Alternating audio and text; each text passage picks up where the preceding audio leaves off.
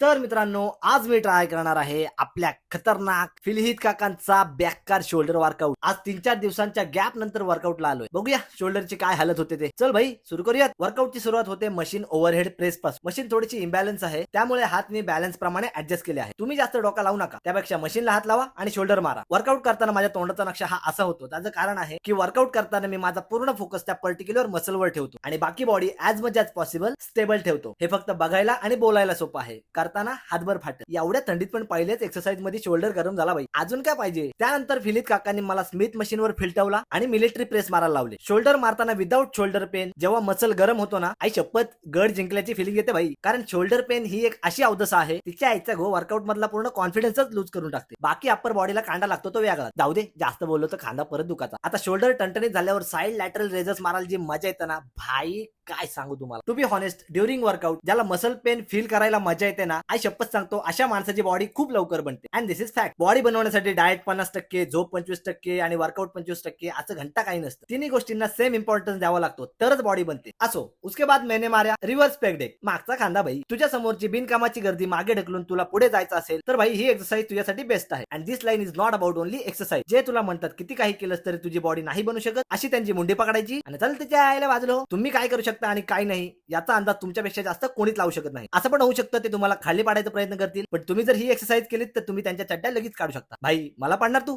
थांब तुझी चड्डीच करतो. असले आलतू फालतू विचार माझ्या डोक्यात येतच राहतील. तुम्ही जास्त लक्ष देऊ नका. तुम्ही फ्रंट रेजेस मारा आणि शोल्डरवर फोकस करा, कारण कुठली जबाबदारी अचानक कधी येऊन तुमच्या खांद्यावर पडेल तुम्हाला पण कळणार नाही. फक्त बॉडीवरचा खांदा रे भाई, खिशामधला खांदा पण मोठा पाहिजे. थांब भाई, थोडा दमलायची ऍक्टिंग करू दे. दाखवलं नको एवढा वर्कआउट केलाय तेवढा वर्कआउट केलाय, नाही तर तुम्हाला खरा कसं वाटेल. बोलता बोलता वर्कआउट कधी संपला समजलाच नाही. असो, आता आपले खांदे कसे वाटतात सांगा जरा. ही बॉडी बघून ठेवा भाई, हा एक बेंचमार्क आहे. पुढल्या 2-3 महिन्यात गेमच पलटी करून टाकतो. मी नेहमी काय खातो, कसा वर्कआउट करतो, माझी मेंटॅलिटी कशी असते, तुम्हाला पण बघायचंय. आपल्या युट्यूब चॅनलवर या मग पटकन. आणि जर आजची व्हिडिओ आवडली असेल तर हा वर्कआउट नक्की ट्राय करा आणि अशाच आणखी मजेदार वर्कआउट साठी आपल्या भावाला फॉलो करा, सबस्क्राईब पण करा. तोपर्यंत आलोच पुढचा वर्कआउट घेऊन.